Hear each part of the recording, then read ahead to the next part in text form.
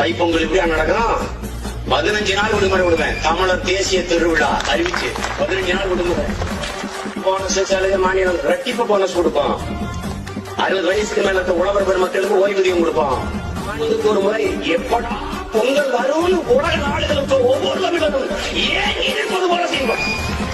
தமிழனுடைய தொன்ம விளையாட்டுகள் கபடி, சிலம்பம், குத்து வரிசை எல்லாம் நடத்துவான். மாநாட்டம், மயிலாட்டம், கடலாட்டம், ஒயிலாட்டம் எல்லாம் நடத்துவான்.